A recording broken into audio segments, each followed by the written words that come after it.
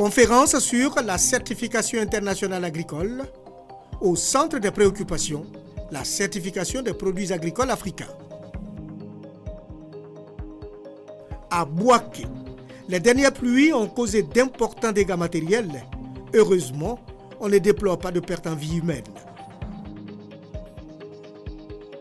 Dans le même ordre d'idées à Katiola, l'administration du collège moderne est sans toit. Début d'année difficile donc pour tous dans cet établissement. Bonsoir à toutes, bonsoir à tous. Bienvenue dans cette édition et merci de votre fidélité à la chaîne de la Nouvelle Vision. Les dernières pluies ont causé d'énormes dégâts à Bouaké, surtout dans plusieurs quartiers, notamment à Dar es Salaam. On ne déplore pas de pertes en vie humaine, cependant les dégâts matériels sont très importants. Le constat de Hassan Khan dans un récit de Kader Sogodogo. À Bouaké, les dernières pluies diluviennes ont fait des sinistrés. Au quartier Dar es Salaam, d'énormes dégâts matériels sont enregistrés. Effondrement de ponts, de murs et inondation de domiciles. Dans ce quartier, plusieurs victimes se retrouvent sans abri. Aucune perte en vie humaine n'a été enregistrée, heureusement. J'ai attrapé fenêtre pour aller dehors et voir que l'eau commence à monter. Donc quand ça a commencé à monter, je me suis dit, comme je suis seul au boulot de Sam là-bas, la famille est dans grand sang. Je cherchais une solution, je n'ai pas eu. Donc je suis obligé, j'ai tapé tort. Ouvrir un côté, puis je suis sorti, j'ai monté sur le toit pour passer dans la salle de mon grand frère. Puis, côté de WC, j'ai enlevé un tôle, puis je suis descendu. Je l'ai fait sortir un à un. Si le gouvernement peut vraiment jeter coup d'œil dans les quartiers, comme il a dit, sensibiliser à Abidjan, pour que nos cohabitants que nous avons ici vraiment puissent se respecter ensemble. Parce qu'ils versent les choses quand on les dit, ils s'en foutent. Et présentement, les rivières qui viennent pour sortir au pont, normalement, on peut dire c'est bouché. Ces dégâts de la pluie sont provoqués par le manque de canalisation appropriée pour l'évacuation des eaux de ruissellement. Cette eau de ruissellement représente un danger pour les riverains. Si les canalisations existent, elles sont utilisées à d'autres fins. Pour les enfants, cette eau sert de baignade. Cette année, la pluviométrie s'annonce élevée. Des dispositions donc doivent être prises pour éviter le pire. Éviter le pire, le bâtiment qui abrite l'administration du collège moderne de Katiola n'a plus de toit. La toiture des locaux a été emportée par la dernière tornade qui s'est abattue sur la ville de Katiola, une situation qui ralentit les actions du personnel administratif du collège. Cependant, les cours ont effectivement débuté dans cet établissement. Difficile rentrée scolaire 2014-2015 au collège moderne de Katiola. L'administration de cet établissement scolaire n'a plus de locaux depuis le 26 août 2014. Tout le matériel de travail n'a pas été épargné. Cela après une grande tornade qui s'est abattue sur la ville de Katiola. La salle des fêtes de l'école est également hors d'usage. Cette salle abrite provisoirement le bureau du principal, le Sansora, l'économa et la salle des professeurs. Conséquence, l'administration du collège moderne de Katiola tourne au ralenti. Imaginez une administration sans bureau, une école sans administration. Vraiment, le travail se fait comme ça. Administrativement, ne sont pas du tout couverts et cela a une incidence sur le travail. Les salles de classe n'ont pas été touchées. Les cours se déroulent donc parfaitement suivant les consignes données par la ministre de l'Éducation nationale et de l'enseignement technique, Kandia Kamara Kamisoko. Même constat au lycée moderne de la ville, où le corps enseignant est à l'œuvre. Cependant, les deux établissements secondaires publics de la ville de Katiola sont confrontés à un problème de table-banc. Nous avons quelques difficultés, notamment l'insuffisance de table-banc dans les salles de classe. C'est vraiment la difficulté majeure que nous avons pour le moment. Nous n'avons pas de table-banc. À tel point qu'il y a 2 salles qu'on n'a pas pu ouvrir à manque de table-banc. Et ça, c'est les tables-banc qu'on a essayé de racouler. Le collège moderne de Katiola a ouvert ses portes à la rentrée scolaire 1961-1962. Depuis cette date, cet établissement n'a connu aucune réhabilitation. Première édition de la Semaine de la paix et de la réconciliation nationale. Eh bien, cette semaine s'est achevée samedi dernier à Toumoudi. Cette initiative était l'actif du Forum des guides religieux du département de Toumoudi. La Semaine de la paix et de la réconciliation visait à impliquer les religieux dans la réussite du processus de paix et de réconciliation nationale en cours dans le pays. Les hommes de Dieu, dans leur message, ont exhorté les Ivoiriens dans leur ensemble à promouvoir les notions du pardon, de tolérance et du partage. Le Forum des guides religieux du département de Toumoudi a décidé de s'impliquer activement dans l'édification d'une Côte d'Ivoire pacifiée et réconciliée. Pour y parvenir, le Forum a initié une série d'activités en faveur de la paix dénommée Semaine de la paix et de la réconciliation. Le père Olivier Nakanabo, président du Forum des guides religieux, a précisé qu'il s'agit pour sa structure d'organiser ces moments afin que la paix, ce don de Dieu dont l'humanité a toujours eu besoin, soit enfin mis en œuvre par les hommes. Pona Marcel, représentant le conseil régional du Bélier, s'est félicité de la tenue de cette semaine dédiée à la paix et à la réconciliation. Pour lui, ces activités permettront à Toumoudi et au-delà, à la Côte d'Ivoire, de désarmer les cœurs afin que tous les enfants du pays se tiennent la main pour le bâtir. Une conférence sur l'environnement a été prononcée à cette occasion. Assainir mon environnement, facteur de réconciliation. À travers ce thème, la population du Bélier a été sensibilisée à entretenir et à nettoyer son cadre de vie. La première édition de la Semaine de la paix et de la réconciliation à Toumoudi a été ponctuée par des prières dans les mosquées et les églises. Une conférence sur la certification internationale agricole a réuni à Yamoussoukro tous les acteurs de la certification agricole. Il s'agit des acteurs de la chaîne de production à la commercialisation en passant par les exportateurs. Objectif, réfléchir sur les problématiques liées à la certification des produits agricoles africains. Les précisions avec notre reporter Charles Tatou. Les marchés occidentaux prennent des mesures contraignantes et renforcent le cadre juridique et légal sur l'entrée des produits agricoles africains. La certification est l'un des processus indiqués pour garantir à ses consommateurs européens la provenance d'un produit et le respect de certaines pratiques. Face donc aux enjeux que représente l'agriculture dans l'économie ivoirienne, certaines structures du domaine agricole s'engagent à apporter leur contribution à la prise de conscience des différents acteurs, mais surtout des États des pays producteurs pour leur implication dans le processus de certification. L'exemple de Cory Gils, qui, à travers une conférence internationale sur la certification, a réuni à Yamoussoukro les différents acteurs africains et européens des filières agricoles. En Côte d'Ivoire, nous avons 300 000 tonnes de cacao certifiées. Nous avons 16% du café mondial qui est certifié et 90% de la banane ivoirienne certifiée. Que fait l'État pour accompagner les producteurs? Quelle politique d'encadrement est mise en place justement pour que ces producteurs puissent être conformes aux normes internationales? Et quel financement est mis à leur disposition pour qu'ils puissent mettre en œuvre ces programmes de certification? Donc c'est la raison pour laquelle nous avons invité tous les acteurs du système, c'est-à-dire les producteurs, les exportateurs, les industriels, les organismes de certification eux-mêmes, l'État et les organismes de financement, pour qu'on puisse trouver ensemble des solutions idoines et mieux améliorer le processus de certification. Very good.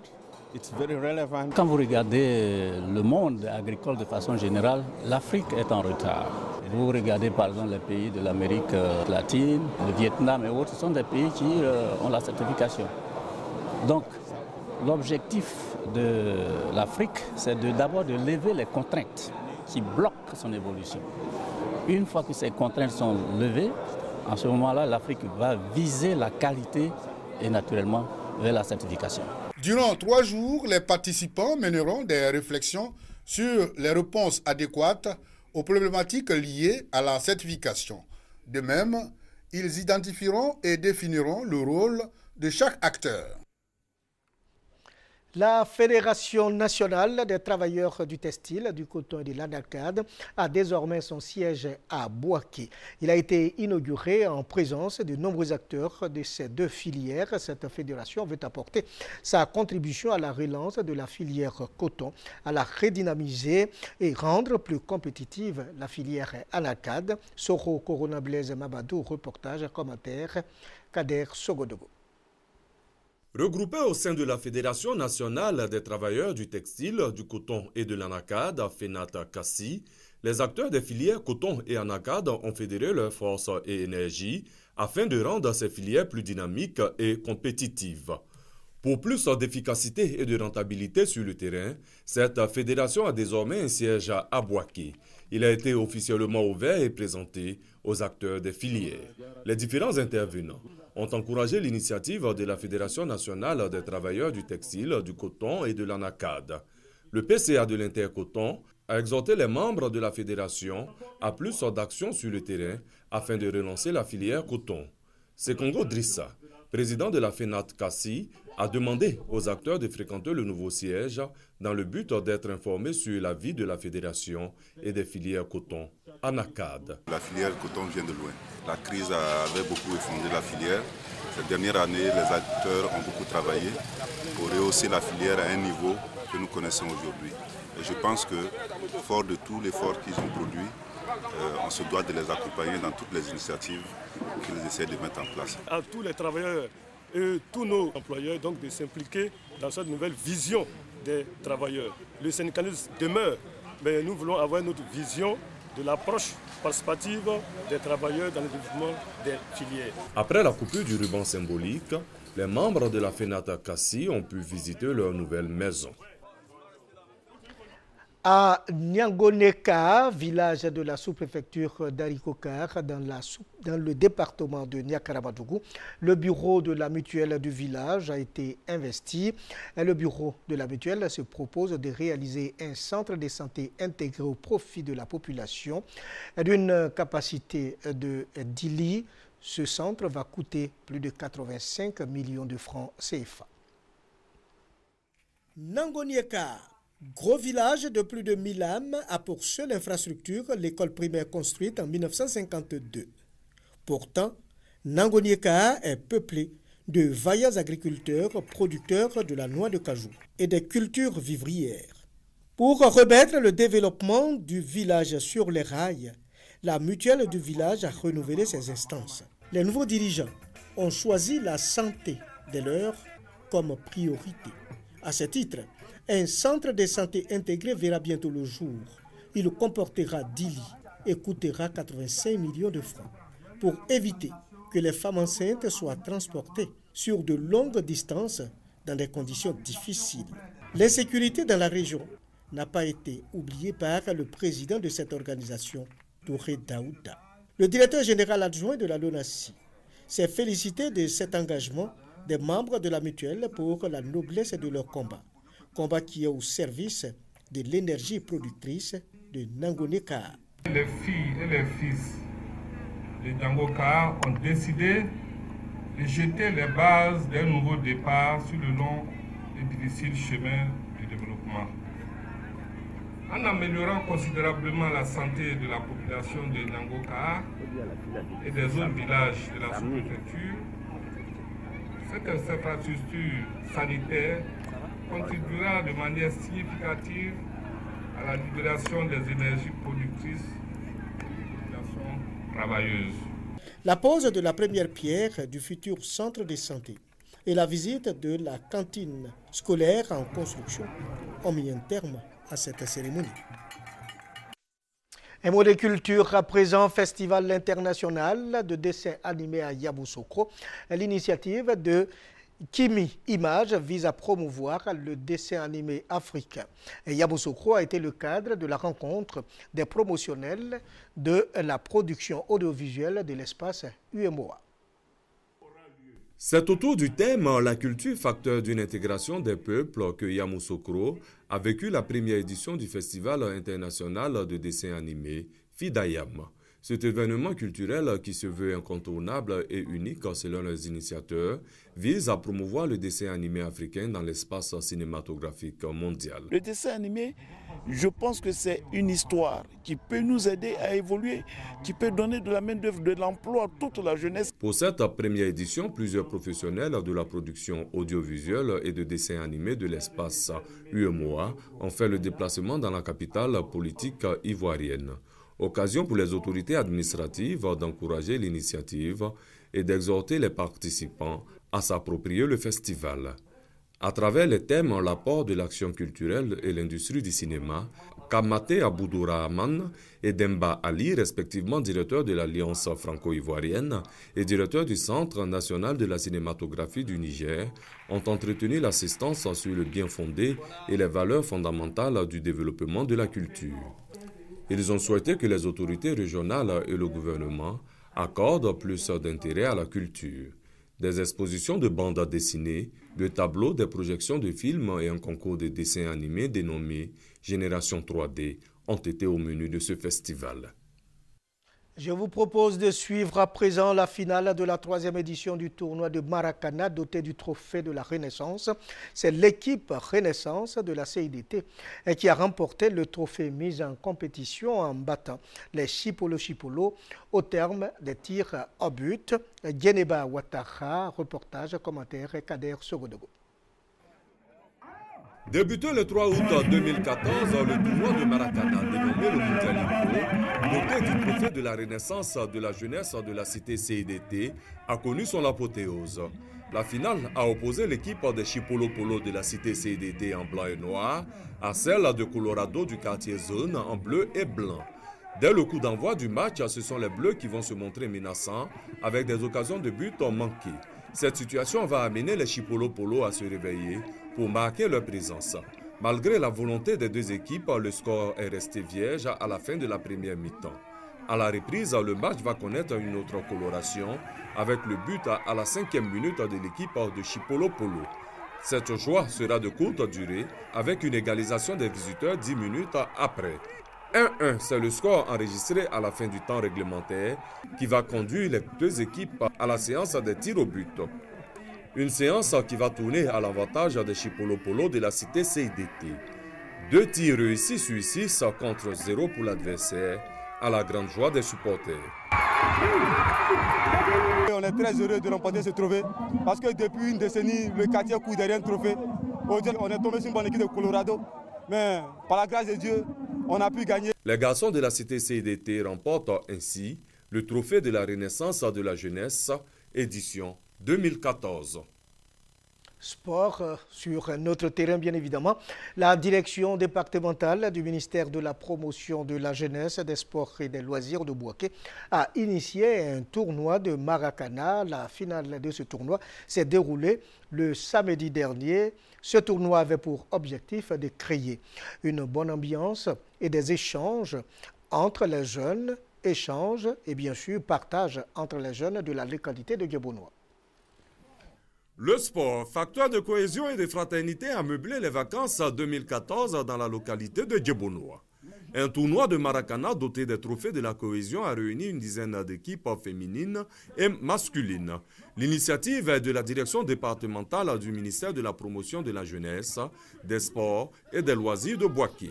À travers le sport, ce ministère a décidé de faire passer des vacances saines et agréables aux élèves et surtout créer un cadre convivial de communion entre les différentes jeunesses de cette localité.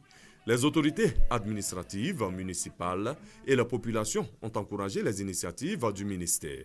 Elles ont souhaité l'organisation d'une deuxième édition de ce tournoi l'année prochaine. L'apothéose de ce tournoi s'est déroulée le week-end dernier sur la place publique de Djebonoa.